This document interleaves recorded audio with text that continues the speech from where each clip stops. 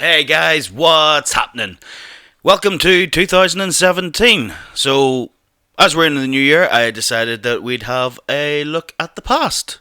What I'd like to do today is go through a top 10 classic games that I played through my childhood. Now, a lot of people will start with, say, the Master System, the Genesis slash Mega Drive, things like that. That would be the first ones, the first consoles that they started with. Mine goes back slightly further than that. The first proper gaming machine I ever owned was the Commodore 64. This was an all-in-one home computer. It was an 8-bit machine. It was absolutely fantastic for its day. It had a light gun. The games were loaded either from a tape deck or there was actually a cartridge slot on the side. Although I don't think there were many games actually made on the cartridge. Two spring to mind. One was a tank game, and one was like a running around in a maze kind of blaster one, which totally escapes me. I only played it the once. The Commodore 64 back in its day was fantastic. It was a very popular machine. This was back when we had the battle between the three big machines, which would have been Commodore, Spectrum, and Amstrad. Debatable on who won that one. Let's just say it wasn't Amstrad. The Commodore 64 was released in 1982. Like I say, it was an all-in-one home computer. It was designed for office use. There was word processing. There was Excel. No, it wasn't Excel. There was spreadsheet capabilities. What was it? It was called Lotus. Lotus Suite was the one that sort of ran the office kind of thing. I remember that one. Then, of course, there was the games. The light gun, which was absolutely incredible. There was a Commodore 128 that came out in 1985, but it never proved to be as popular. It just never really took off as well as the 64 did, and maybe partially to blame was marketing, who decided one day that they were going to put it out there that the Commodore 128 was going to be 100% compatible with all Commodore 64 software. This was something that the developers had never agreed to and had never signed off on, and wasn't possible.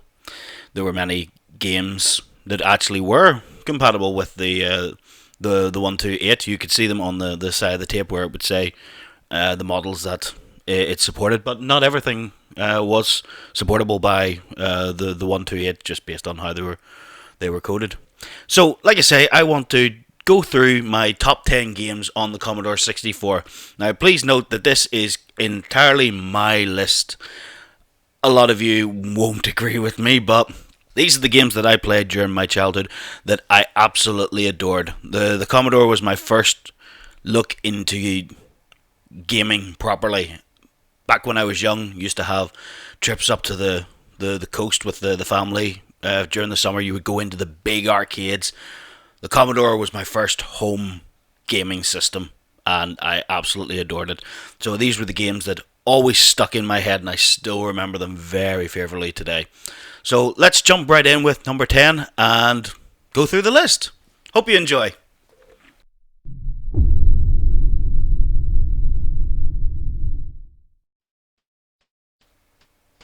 Raid over Moscow was published during the Cold War in 1984 by US Gold. It first appeared on the Commodore 64 and then went to the rest of the systems.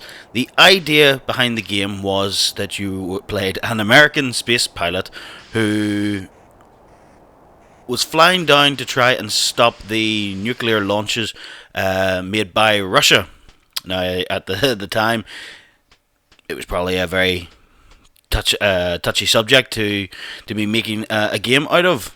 So much so that Finland actually, there was a politician who fought against the right to sell this game in Finland.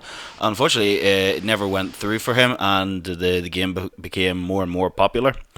So the game was in 3 stages. The first of which was actually the hardest for me, as you saw there, was trying to get out of the damn satellite. Many times I completely forgot the controls and ended up spinning and going into one of the far walls. After that, you fly down to the highlighted nuclear launch site. You then go into a sort of a side-scrolling shmup. Fly along until you reach the nuclear silo that controls the missile that's currently flying over. Destroy that, and the missile flying towards the States is also destroyed. Then it's lather, rinse, repeat until you actually go up into the Kremlin, destroy it, and then you win.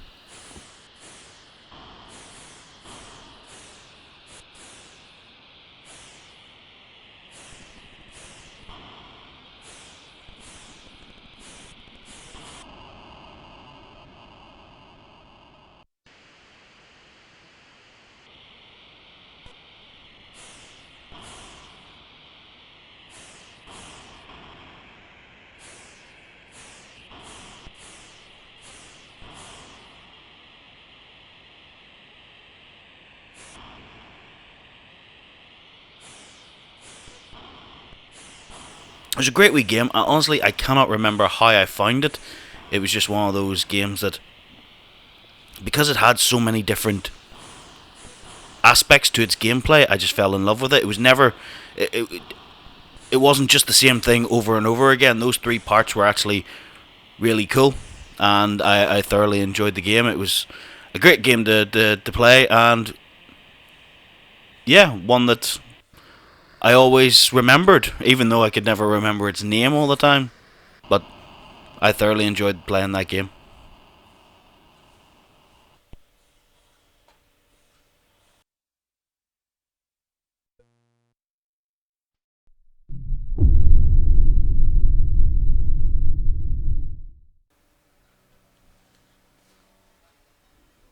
Next on the list we have school days. As a kid back in the 80s, what other things did I have to go on except my time at school? There was a game about it, therefore I was going to grab it. You had the ability to name all of the main characters, including the teachers. So naturally you would name them after your classmates and teachers at school. The game involved you trying to steal your report card out of a safe. Honestly, I never knew that until reading up on the game to create this video, because I just played the game. I just beat people up. I hit the teachers with the catapult. That was about it. The game was great fun, although I never really understood what I was doing. It was just something that I kept coming back to. It was published in 1984, I believe, and also was available on the ZX Spectrum. It was an original concept, and it got very good reviews from a lot of critics, simply because it was so original. No one had ever thought to do it.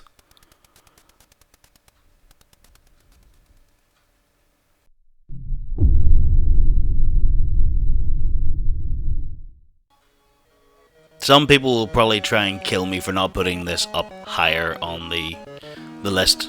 Honestly, I loved this game, but it was one of those games that irritated me to no end. It was a great game, don't get me wrong, and it was the first time you could actually play the turtles at home. I remember vividly having the instruction book that came with it, and within the instruction book was actually codes. So as the game was loading, it would display a code on screen.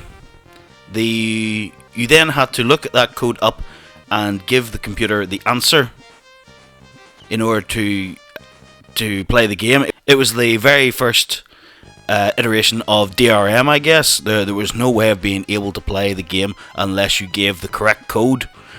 The game itself was really enjoyable. I never got too far in it. I don't think I ever completed it. I remember being able to get the turtle wagon and things like that. You could switch between the 4 turtles at any point. Once one had run out of health, you lost the ability to use them. Once everyone was dead, that was it. You went up against Bebop, Rocksteady. You probably would have went up against Shredder if I'd been able to get too far.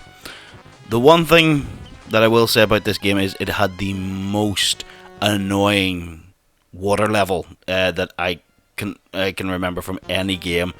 There it is at the moment on screen. I got so frustrated playing this, and it's not too far into the game either, but it killed me a load of times. The big problem was that it was just before this, or maybe just after, the game had to load again. So it only loaded up part of it into the Commodore's memory, and then either before or after this level, it had to load again. But this game was, which meant if you then died after that point, you couldn't go back to the main menu and start again. No, you had to reload the damn game again. But yeah, those lasers weren't the big problem for me. It was the seaweed, or whatever the hell that stuff is hanging from the top. In one of the screens, it just gets absolutely ridiculous, and you can't help but swim into it. And of course, there it is. You can't help but swim into it, and it hurts. So you're losing health as you go through. So yeah, Turtles on the list, but not as high as it should be, mainly because of the memories I have on it. Still a good game though, enjoyable.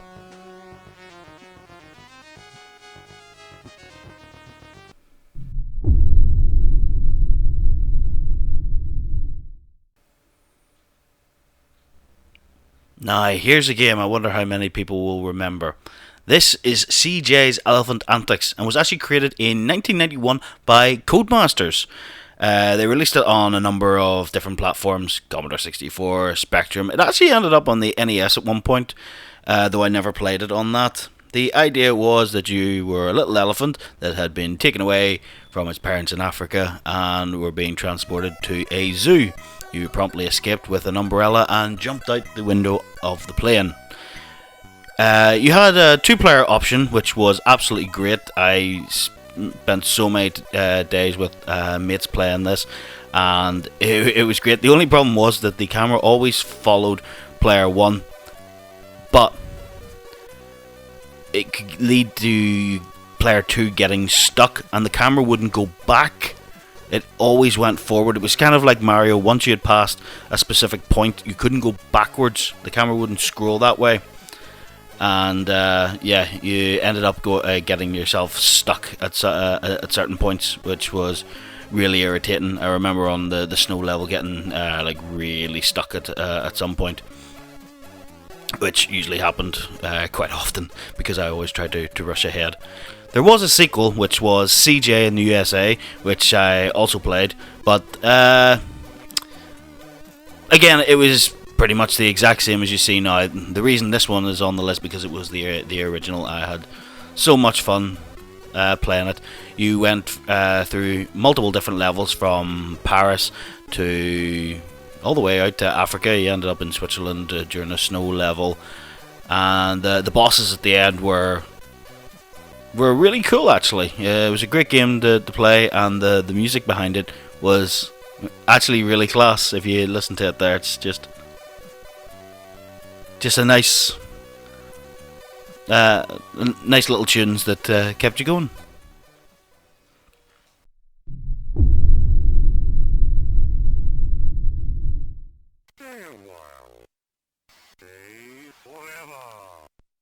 Impossible Mission was published back in 1984 for the Commodore. It then moved on in the later years to the other systems. It was published by actually a publisher that I can't really pronounce. I'll put it up on screen there for you.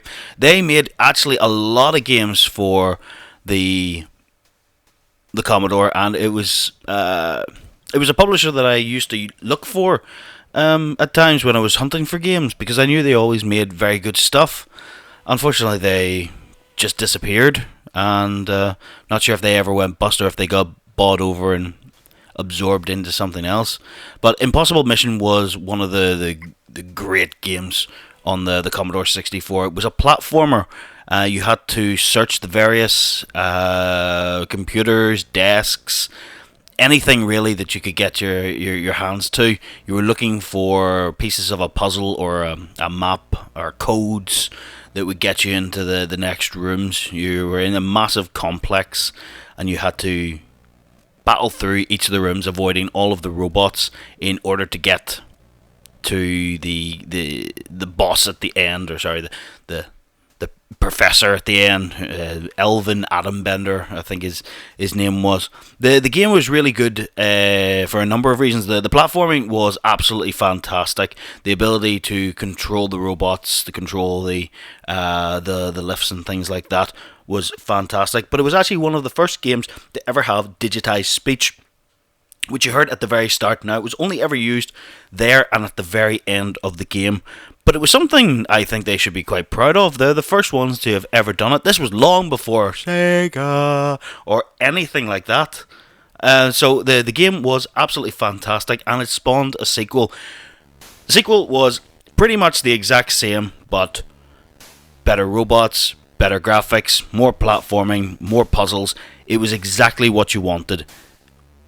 The first game plus more. That's what a good sequel should be, and they had the recipe down to a T. It was a fantastic game, and I really enjoyed it.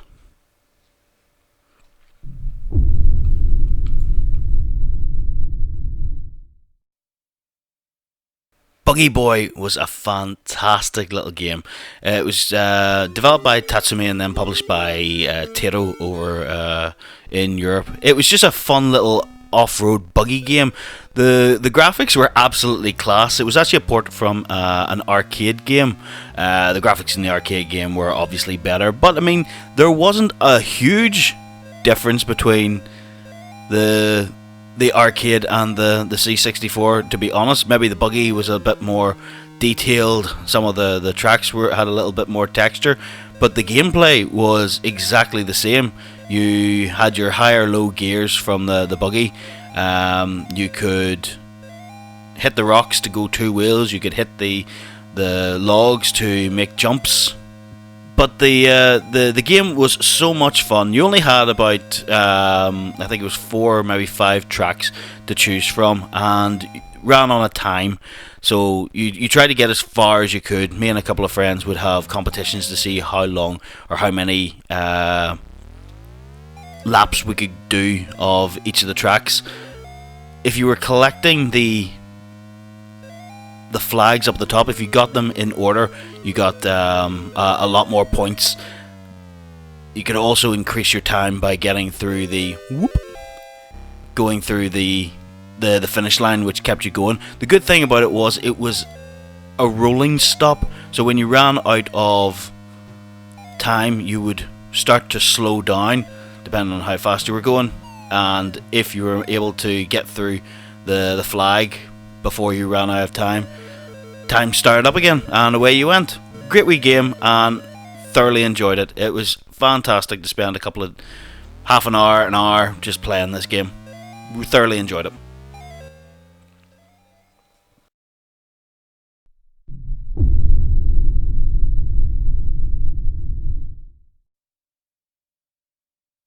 Midway Spyhunter. This was a fantastic game, and I remember playing this in the arcade. It was a fantastic game. I used to spend so much money trying to get as far as I could, thinking that there was actually an end to it. Little tip for you, there's not. It keeps going. But that never stopped me when I was a kid, and I wouldn't listen to anyone who told me that there wasn't an end. I was positive I could get to it, and the game was that addictive that I just kept pumping money into it, trying. When I found out that there was a home version of it, I went looking for it. The game is fantastic and very, very similar to that of the arcade. You've got your car, which can turn into a boat, hitting the right track and going through the boathouse. Can then turn back into a car. The car can be equipped with smoke screens, oil slicks. You're trying to avoid all pretty much dark purple or blue cars. There was ones that had the Bodicea wheel spikes that went for you. There was ones that tried to ram you off the road. There was helicopters. There was cyclists, which just got in my way and I just wanted to run them over, so I did.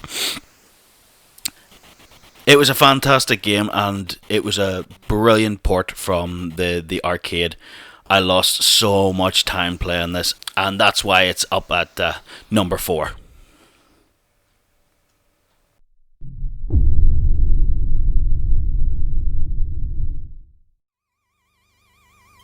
Number 3 on our list is another platforming game, but one that I played to death.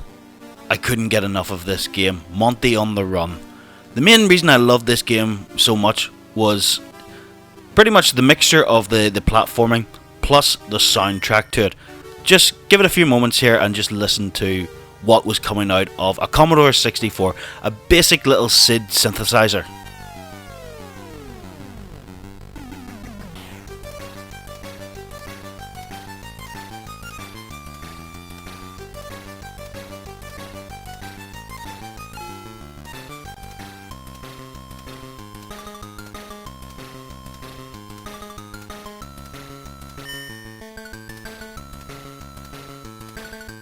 Now that's a soundtrack to a game.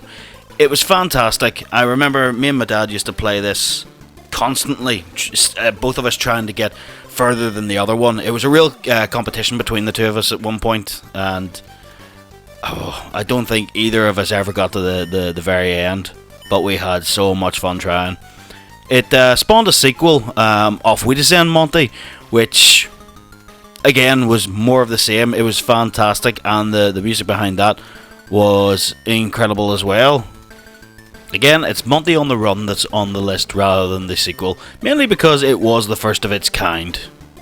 The sequel, while it was good, wasn't the original.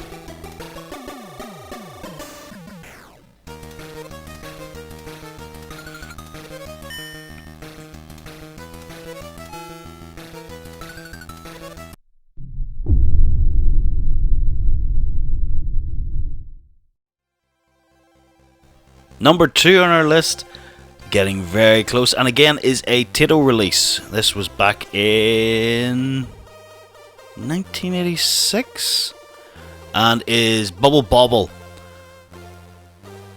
When you're talking about Commodore 64, ZX Spectrum, things like that, Bobble obviously comes to mind. It was a game that I think everybody owned and everybody loved. The two-player aspect of it was fantastic. The music behind it was beautiful, and the gameplay was simple and addictive.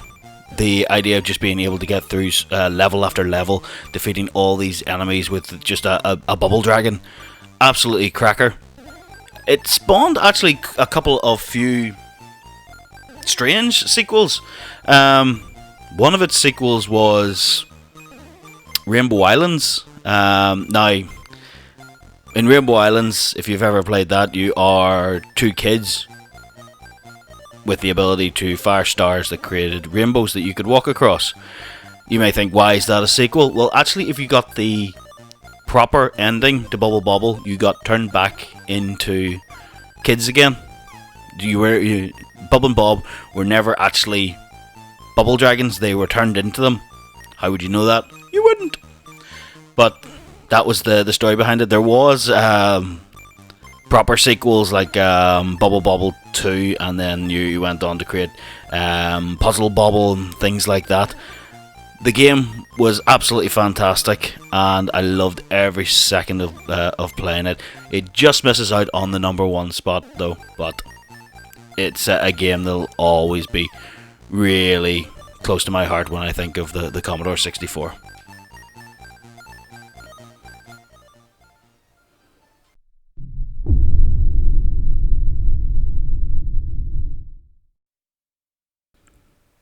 The number 1 spot on our list goes to Dizzy.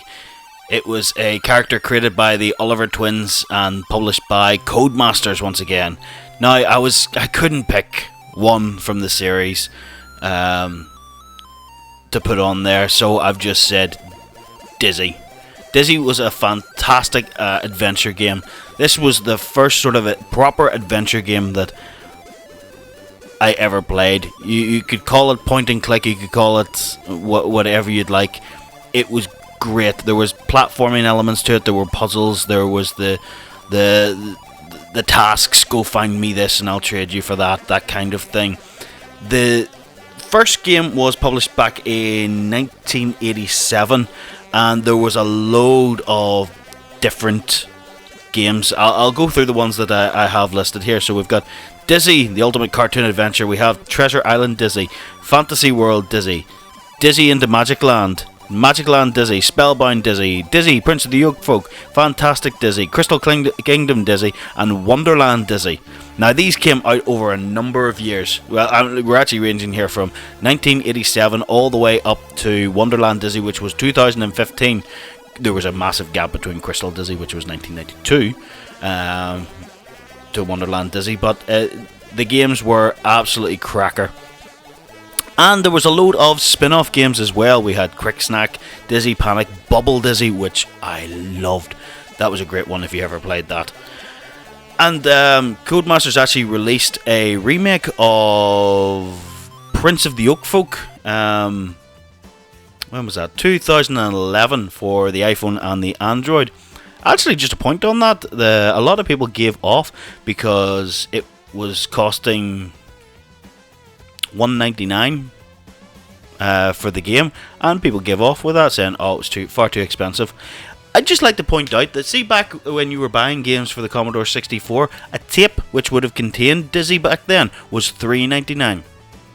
So you're actually making, you were getting it for dirt cheap compared to what people bought it for back then.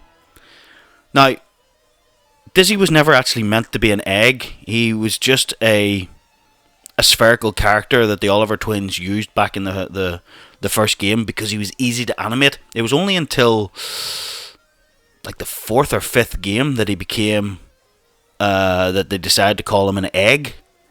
But at that point then they just went on with the lore. He was the Prince of the Yoke Folk. Brilliant game.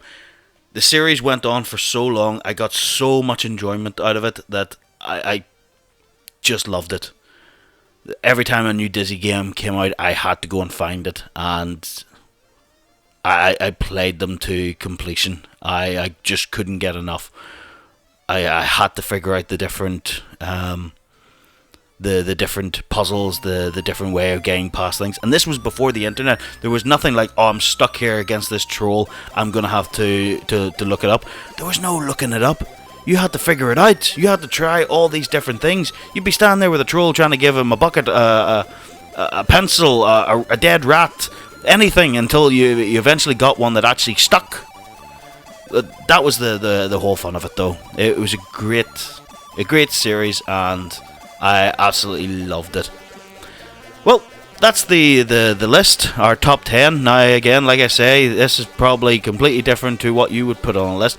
If there's any games you think I've missed or any comments you want to make, please tell me in the comments below. And thank you very much for watching, and I will see you again throughout the year. Commander out.